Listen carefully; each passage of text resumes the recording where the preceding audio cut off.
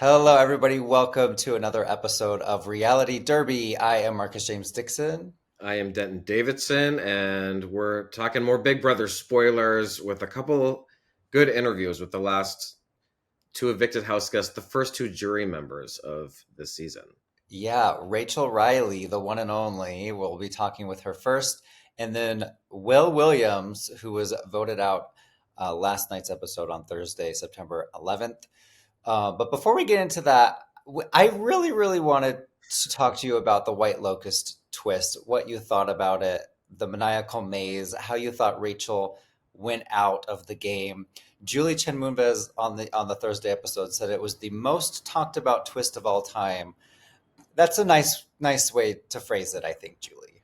Yeah, it was the most hated twist of all time, I think. Exactly. I mean, I think there were some Rachel haters that were excited to see her go any way they could. But for the most part, people just aren't very happy that there was this just straight up elimination game. I mean, this isn't the challenge.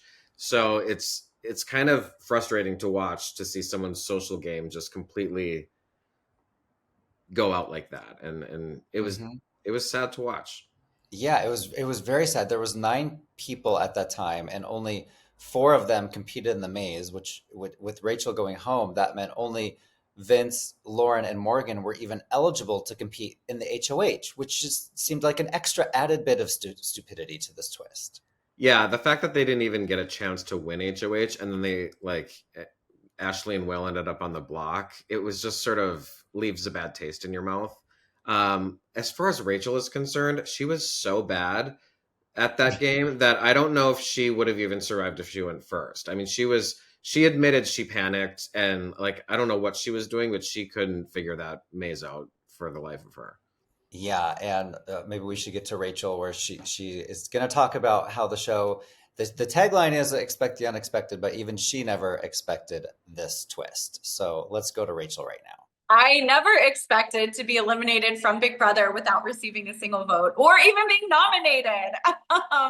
I think that the twist this season, they got twisty, and I wish I would have had a little bit longer in the game to either kind of like talk my way out or like use the Rachel Reilly charm or whatever I could have done. But yeah, you have to always expect the unexpected in Big Brother. And, I wasn't able to save myself when my back was up against the wall and when I really needed to. So I have really, no one to blame but myself for not winning that competition. But I would have never expected it to come down to that. When I came into Big Brother 27, I came in with the goal to play a different game than I played on Big Brother 12 or Big Brother 13.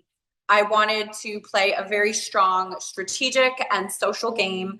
I wanted to show the fans and the Big Brother community that I had evolved as a player. From being a fan to also being a Big Brother winner, I wanted to come back into the game and just play a flawless Big Brother game. And I think that it is very hard to play a flawless Big Brother game. So do I regret certain aspects of my game? Absolutely. But do I think that I played the game to the best of my abilities? Yes. And it's such a different game from when I played 15 years ago. So Big Brother has evolved as a game. The players have evolved as game players. It's a totally different Big Brother than what we watched 15 years ago. So I do have aspects that I do regret, but like at the end of the day, I think I played a good Big Brother game and I was able to adapt and evolve when I needed to. I was able to strategically like think through decisions and make logical decisions to form relationships, to be in alliances, to work with people that I didn't always get along with. And so I think with that being said, like I did the best that I could do in this Big Brother bubble. And I hope that everyone enjoyed watching it and enjoyed watching my story and my journey this season. Now that I'm not in the house, I think I could have won Big Brother 27, to be completely honest. I saw myself winning Big Brother 27. But expect the unexpected. So since I'm not in the game, I do think the biggest target is probably Keanu, just because he's such a competitive player. And I don't think his game socially was where it needed to be. But he was obviously forming relationships and doing what he needed to do to play this game. So he might be able to pull out a win. And with his his comp wins, he might be able to save himself when he needs to. I don't know that he will be in the final two chairs, but I think that he probably is playing a game that could win Big Brother 27, just purely based off of the fact that he's been a target, that he has been able to win when he needed to, and that he's been able to evolve throughout the game as well.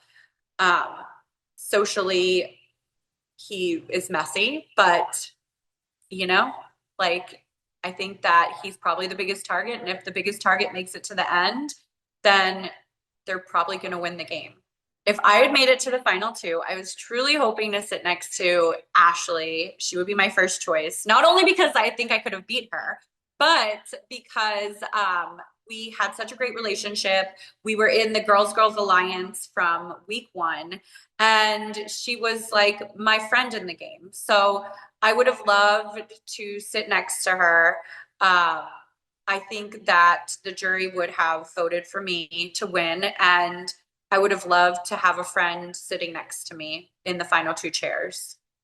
All right, so that was Rachel Reilly, the one and only. Denton, what was your big takeaway from what she had to tell you? I mean, I guess that Keanu is the one to beat now. I mean, as someone who's now sitting on the jury, she's fully aware of the game everyone is playing. And she said Keanu is playing the winning game. Now, whether he can make it to the end with the biggest target on his back, that's another story. But I agree with her. I mean, I think of the people left in the house, I would probably like to see Keanu win this. He was almost evicted this week following her elimination, which she doesn't know. She's in the jury house. She doesn't know who's winning and who's nominated. But if he had not won that blockbuster, he would be gone right now, wouldn't he? Oh, yeah. Yeah, he would have. And props to Ashley, by the way, for flipping the house. I mean, she was considered a goner, but she was able to convince them, Will is beloved by everyone. And even if he's not going to win in the final two, do you want to sit next to him if you're up for eviction? And everyone agreed, no, we do not. Anyone was going to go home next to Will if that was the mentality. So she was wise in sort of flipping that script, and that was a good game move on Ashley's part. Yeah, Ashley, I've been intrigued by Ashley since week one with the whole Showergate fiasco, and then a few weeks later, she tried to change her vote live on television, and Julie was like, "No, no, no, no, no." So I like Ashley more and more and more. And Rachel even said in the interview that she hoped Ashley would be sitting beside her in those final two chairs. And Rachel's like, I would have beaten her. Yeah. Not only did she like her the best in the house, but she would have definitely beaten Ashley, because Ashley, just for as fun as she can be, she hasn't really impacted the game in her own way. Like, she hasn't really ever had control of the house. Yeah, she was always in Rachel's shadow, but now that Rachel's gone and Will's gone, she's gonna have to step it up.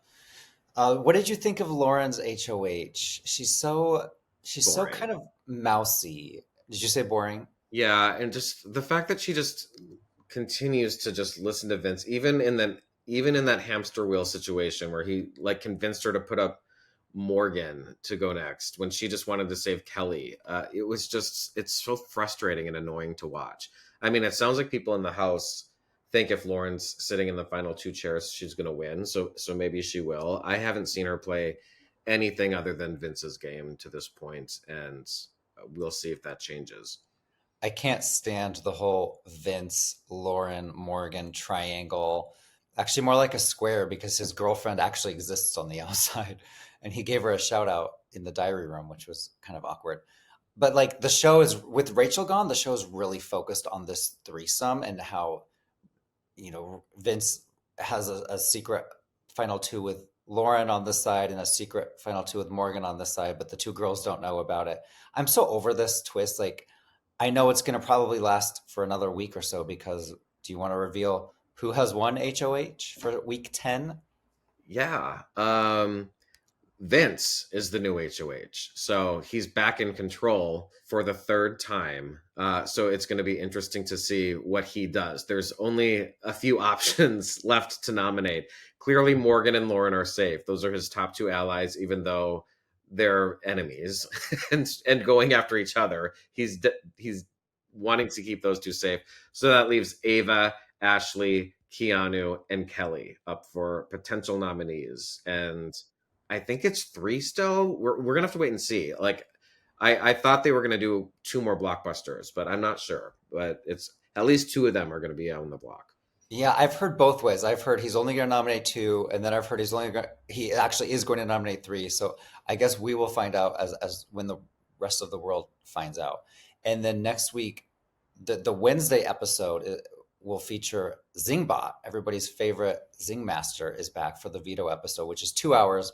And then the Thursday elimination will be a double eviction, which is 2 hours again. We've got 4 hours of Big Brother in two consecutive nights. It'll be exciting. Yeah, I heard Zingbot sort of goes in on the Vince and Morgan showmance a little bit, which flustered Morgan, who is convinced she's done nothing other than look like Vinny's friend.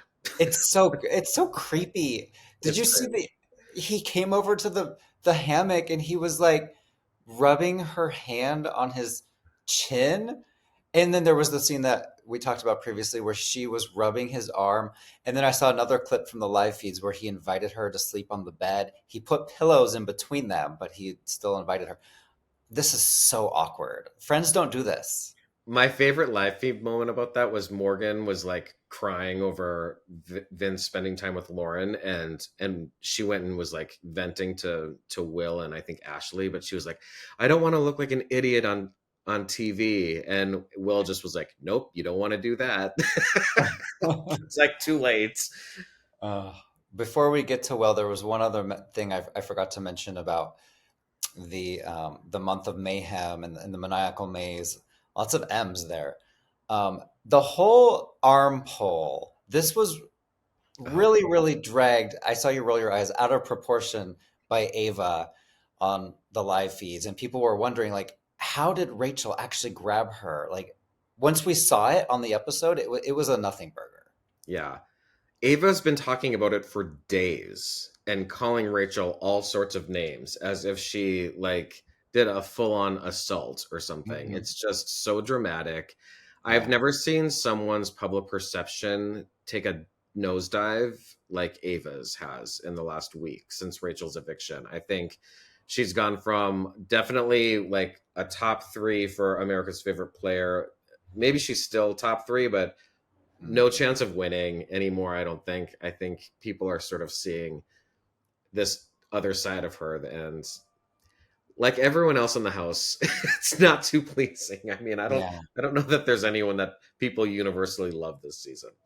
Even former winner Taylor Hale, who now hosts BB Unlocked, she posted a clip from her season where I think it was Michael grabbed her by the arm and pulled her into a room to talk strategy. And she's like, "This is what you do when you're in crunch time. Your allies pull you into the room to try to talk strategy." That's what Rachel was doing, and I didn't like when Julie Chen Moonves asked her about that moment, and Rachel was like, "Oh yeah, maybe I should have done it differently." Like, no, that's what you should have done. Ava should have reacted differently. That's who the fault lies on. I think part of it is that the players this season really don't know how to play the game. They're just not very skilled. And I think that's why we see kind of like who's left and how Yeah. frustrating it is and how like no one stays loyal to any alliance and they're upset if you grab them by the arm. It's just, I don't know. It's a wonky season. I also wanted to note Keanu made some good points about Lauren specifically and how had she gotten rid of him and sat in those final two chairs, he's like she will have won. I mean, but if you now look at her HOH reigns, she got rid of Adrian her first time, who was her ally, and then she got rid of Will, who Yeah. everyone loved. So both of her HOHs were a huge flop. Like she was not successful either time. No. And I think that's why Vince is so hung up on her, is he sees her as the easiest path to victory. And that's who he wants to go to the end with, because she wins comps, she's loyal. He thinks she'll take him. She probably will. And that's who he can beat. If he's sitting there next to Morgan, Morgan probably wins, because I think Vince has rubbed enough people the wrong way, and Morgan still has friends on that jury. To your point about the casting, I feel like they do this on purpose each season, where they put people in the house that have never seen the show. They don't know what it is. They don't know what they're doing. I guess maybe they think it's more fun that way, to have complete newbies going up against people who are like super fans. But I think they need to stop that. I think it should just be all gamers, like people that are obsessed with the show like we are, people who would pull each other into rooms by their arms and not get offended. I think that's what Big Brother is missing. I mean, there were a couple super fans this year, but it felt like, I mean, Rachel was clearly the person that knew the show the most, and obviously she's played it the most. But I feel like you and I know the show a lot. We've never played it. I feel like they need more of those types. And I don't think this happens on like Survivor. Like, have you ever watched a Survivor? When's the last time on a Survivor season someone showed up and they're like, I don't know anything about this game? Like, Survivor targets people who have been watching this and are obsessed with it. Big Brother is looking for, the next Instagram star. Well, I think we should go to Will, but first I just want to thank everyone for watching, and we will be back next week with more Reality Derby. My favorite and least favorite moments in the house. My favorite moments in the house is, number one, walking into the house. That was a surreal moment. And that was, I watched so many seasons of this show, and walking in and seeing the decorations and just seeing everything, and the allure of the Big Brother house was very overwhelming. And I think I would keep that in my heart for a long, long time. And it was really dope. Just really seeing, the hammock and just so many different things, man. It was crazy. Meeting Julie, that was surreal, bro. That was crazy. Least favorite, kids are nasty. Kids are nasty. They are. Oh my God. That was probably, the kids were nasty. Kids who left anything everywhere in the house. Everywhere in the house. I mean, it was so much stuff. I mean, towels, washcloths, hand cloths, everywhere. And they expect you to, it was times where folks was using the same towels, same washcloths. I mean, they didn't even care. It was like we literally shared the same space, and the shower was so nasty. It was just like, okay, like, it is what it is. I'm not gonna clean after you, and I just kind of just took myself away from it, because it was just disgusting. It was so much hair in the shower, so much, and I ain't got no hair, so I know it wasn't me. There's so much hair and just nastiness, and the ants. And then this is the problem. We had an ant problem in the house. And if there's an ant problem in the house, obviously something that it's an us problem. So we ain't doing what we supposed to be doing. So if you got so many ants, obviously you leaving food. We